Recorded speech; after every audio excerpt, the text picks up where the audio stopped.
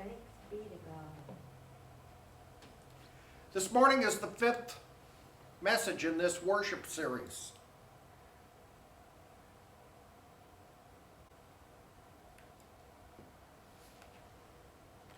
There we go.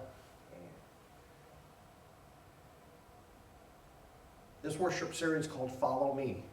And in it we've approached the idea of following Jesus, of making a commitment from many vantage points.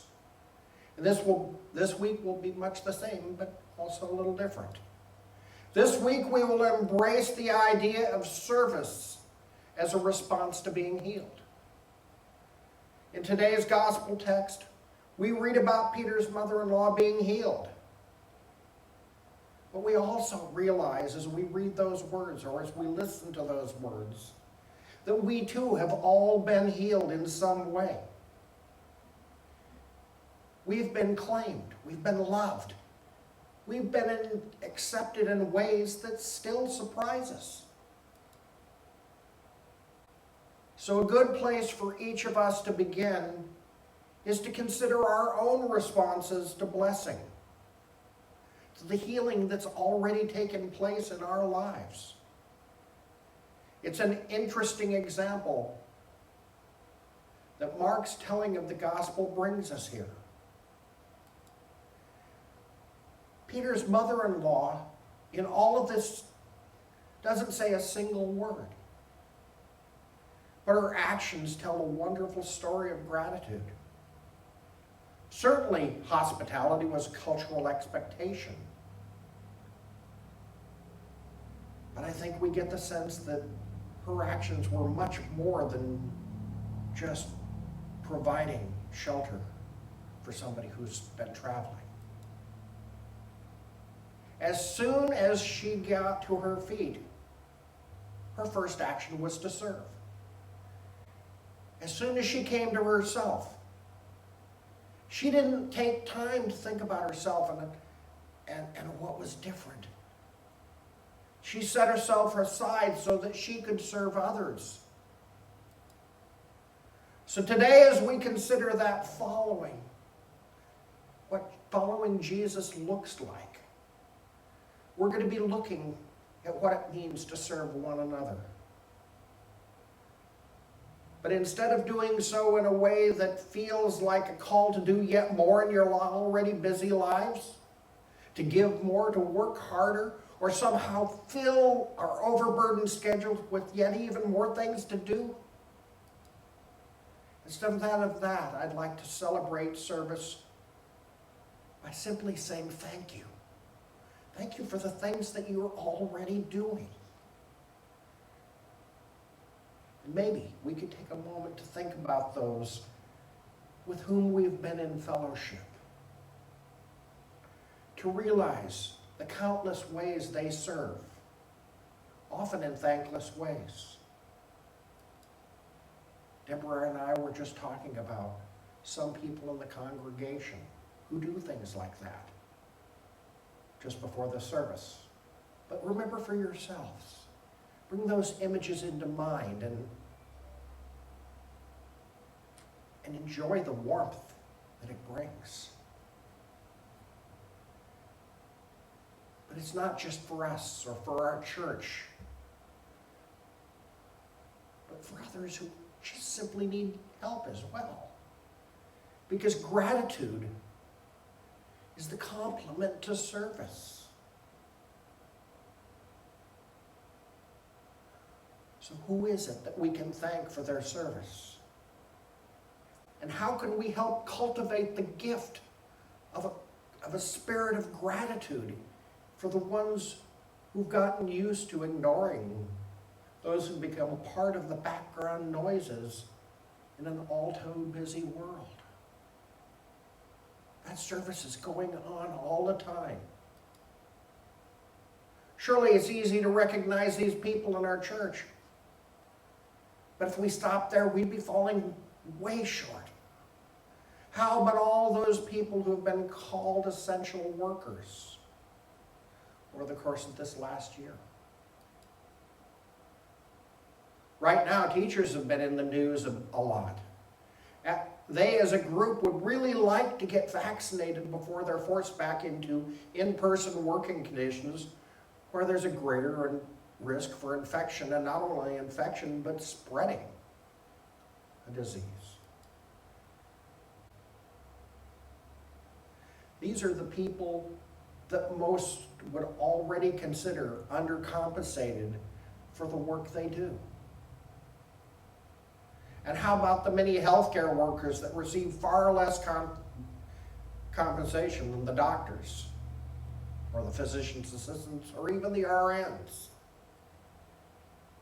Certainly they're at risk every bit as much as the others working in the same physical space. But I think we have to go even further than that. What about those who've been quarantined at home? What about those that were considered inessential? What kind of psychological blow have they already taken, being told that, well, we just don't need you? Well, that's anything but true.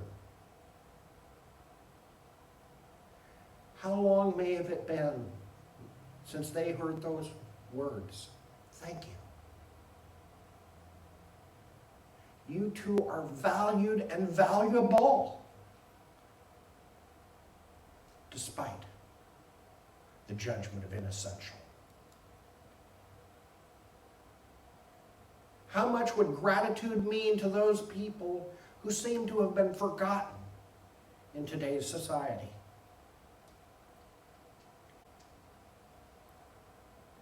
Back to our text though for a minute. Did you notice that the specific actions of this woman were completely skipped over? We don't know what she did. We don't know how she served. We simply know that she did. And that was worthy of comment for Mark, the gospel writer that was very sparing in any kind of comments. This gospel writer that leaves you feel like you're running in every phrase, in every verse, in every text.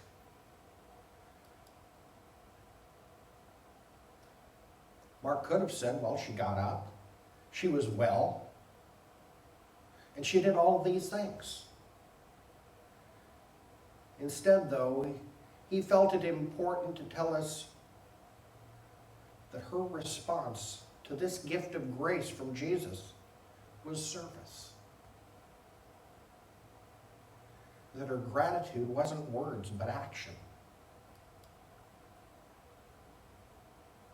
So when, like Mark, we begin to celebrate the small and the large acts of service to others, we can find encouragement and an atmosphere that kindles service in all of us. I don't know about you, but that sounds like a pretty good place to begin for me. Think about where we've been this past 5 weeks. We started with Jesus' baptism, where we see a heaven literally torn apart, and the world is turned upside down from that moment on. We grappled with whether anything good could possibly come from a little place like Nazareth, off the edge of the world as far as most people knew. Then we hear a call to follow. We witness an exorcism, and finally, we reckon with an opportunity for service.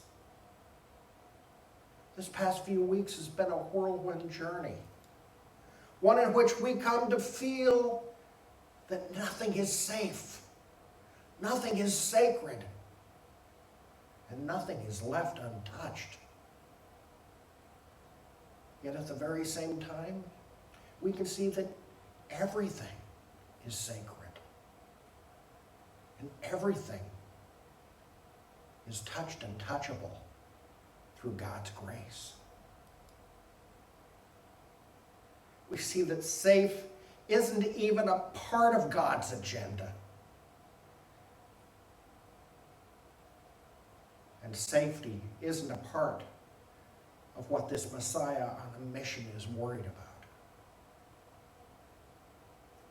You see, everything is sacred because there is nothing that Jesus is unwilling to do or anywhere he's not ready to go. Jesus dives into the depths of the broken and the possessed. He meets those with lives that are most certainly out of control. We know that feeling, don't we? Probably more than ever after the many things that have happened this past year. And you notice in this text, we don't ever hear that these people's lives were out of control because of the personal choices they made, or whether they were no fault of their own.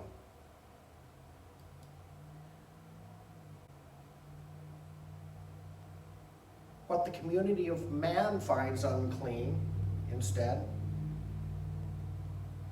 Jesus finds pulsing with the presence of the Spirit of God. And what society stands apart from, Jesus is ready to challenge with healing. But again, notice that there's something different this week. Last week was filled with confrontation. Be gone, you unclean spirits. But here we see maladies that require kindness and a human touch. We find that Jesus brings not only healing power, but also a spirit of discernment.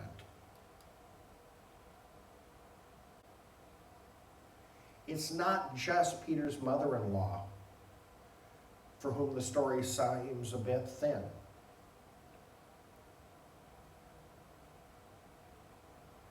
Notice that we hear little or nothing about all the people who followed this healing in today's text. We only know that they brought needs with them, trusting that they've heard Jesus can and will do all of these wonderful things.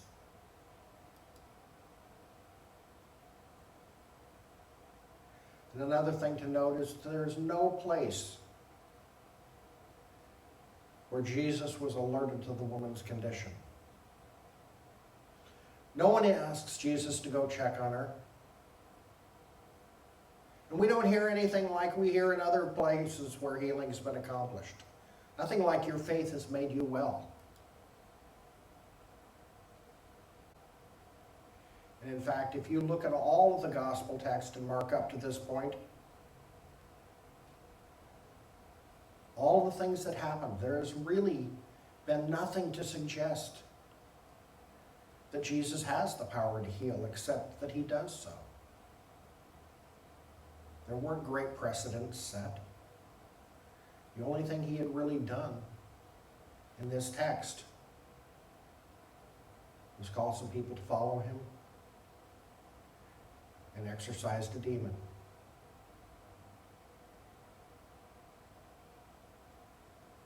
And think about how this healing's accomplished. Think about the societal taboos of this time. Jesus strides down the hall of the woman's room and pulls her to her feet. There are rules about this kind of contact. Men didn't just go into a woman's room and touch her. And there were certainly rules about hospitality between host and guest. A host wouldn't even ask. But none of these seemed very important in this context. No muss, no fuss, just healing, and then instantly gratitude. We don't know what her gratitude looked like, except that it was expressed as an act of service to all of those present, not just to Jesus. Somehow this woman realized that the proper response to the blessing she had received was to allow that blessing to spill out all over those around. She wasn't trying to pay some kind of debt. Well, I've been healed, so I owe you something. She wasn't like a friend of mine from college who would say, whenever you'd done you a favor, well, don't worry about it, you owe me one. There was no expectation. We can all learn something from that. All our work, all of our service is really just the very same. It's a response to the blessing that's already been given, the grace that's already been received. Even if we have no recollection of when it was received, even when it was so long ago that it's just a warm glow in our memories. But what about the rest of today's passage? Notice that we have a little leadership message slipped into this story.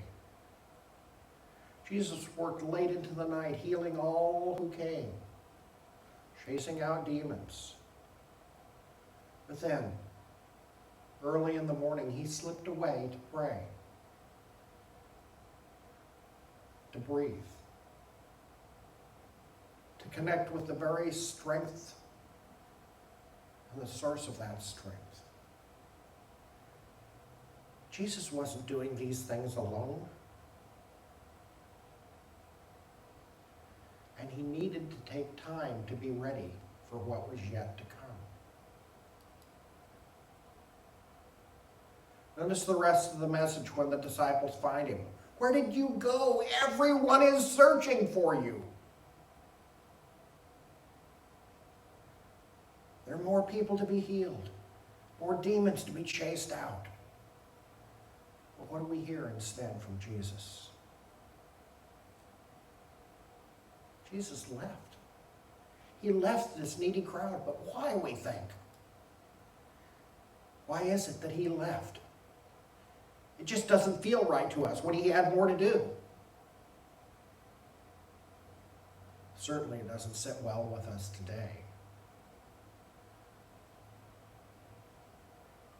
But Jesus said, I have to go to those who haven't heard yet. He was in a hurry, and he had much to do. As we all know now, he had 3 short years to accomplish his purpose. And not just for these first few, but for many. I have to continue to move out, to go further, to speak to more, to heal more, to minister to more.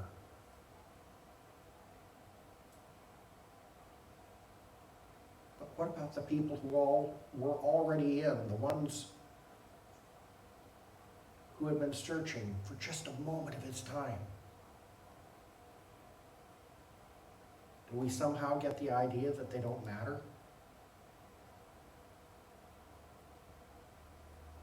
We know they do. But here's the difference. They already have the experience of Jesus. They know what Jesus can do and will do. They can already share this experience with one another and build upon the knowledge they already have. And serve others. And in doing so, continue to make the grace of God present, even after the Messiah has moved on to the next town.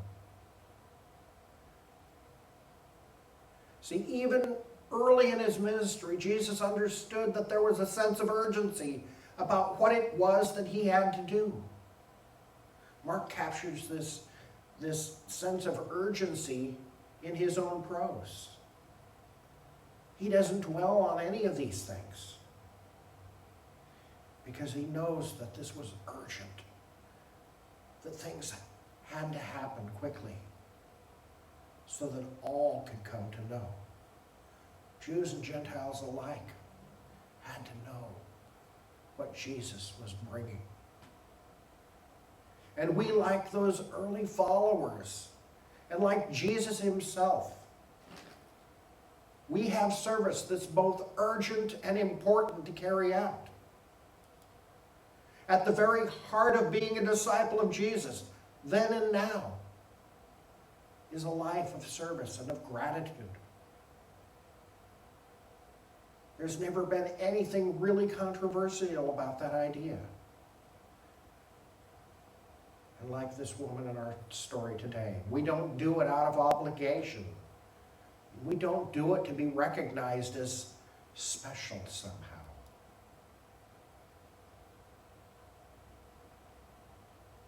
So let our prayers today and always include a reference to those humble servants around us.